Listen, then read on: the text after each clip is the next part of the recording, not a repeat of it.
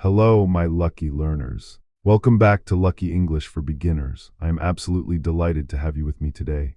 Find a comfortable chair, maybe pour yourself a cup of tea, and settle into a quiet space. Today, we are not just learning English. We are stepping through a looking glass into a world where rabbits wear waistcoats, cats disappear into thin air, and logic is turned completely upside down.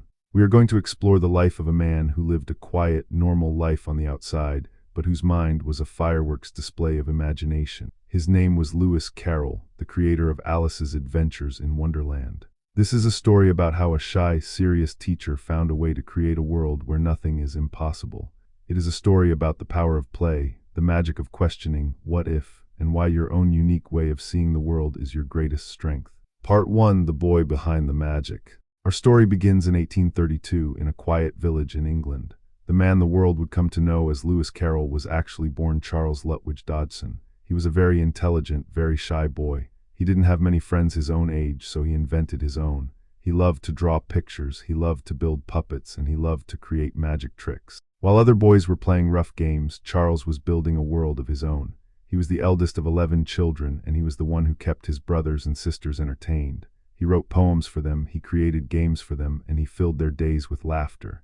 Even as a child, Charles understood something that most adults forget. The world is much more interesting if you look at it with a sense of wonder. Part 2: The Serious Professor.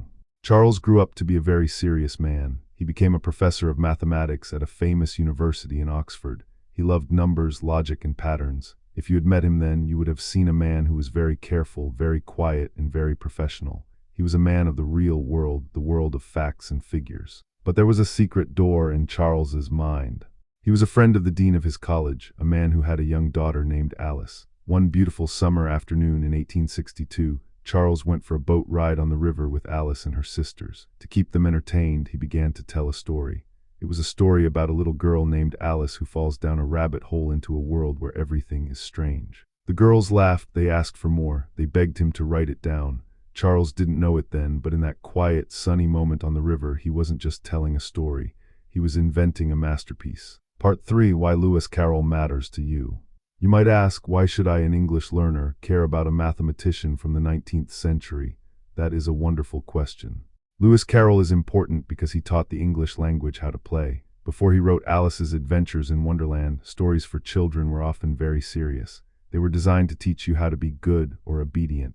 Carroll broke all those rules. He used puns, he invented nonsense words, and he played with the structure of language itself.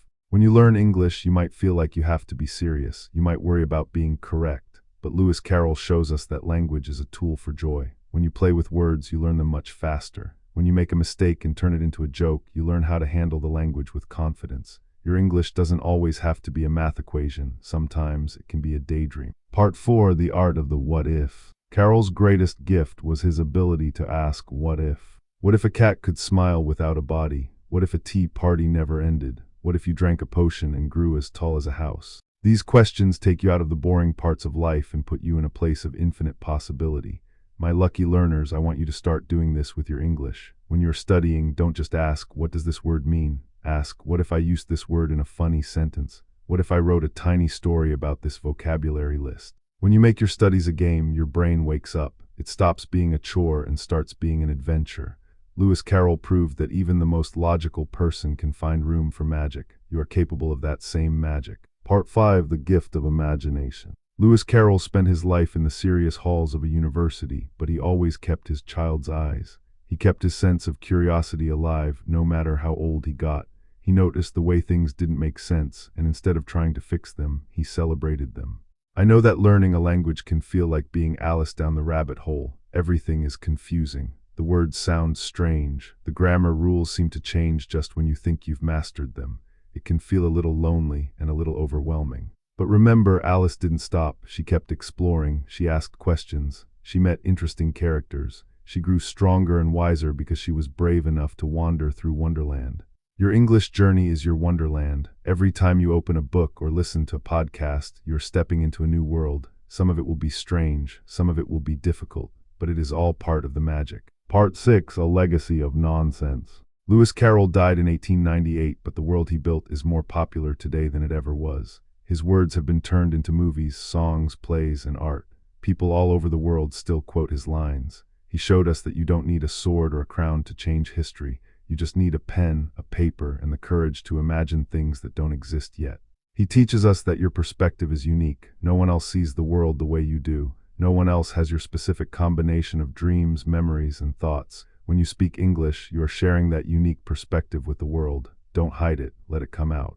Part 7, Your Own Journey. I know the road to fluency is long. I know there are days when you feel like you are just falling down a rabbit hole of confusion. But stay curious. Keep your sense of wonder. Look at your language practice as a way to unlock parts of your mind you haven't used yet. Every word you learn is like a new key. The more keys you have, the more doors you can open. I am so incredibly proud of you. You are showing up for yourself. You are doing the work. You are climbing the mountain. You are wandering through the forest, and you are exploring the wonderland of the English language. Keep that heart of yours open. Keep looking at the world with wonder. Thank you for spending this time in Wonderland with me today. It has been a beautiful journey, and I am honored to be your guide. Remember, keep practicing, keep improving, and keep being lucky. I will be right here, waiting to walk the next mile of the path with you. Bye for now. Before you go, I have one question for you. If you could fall down a rabbit hole into any kind of world you wanted, what would that world look like, and what is the one thing you would want to do there?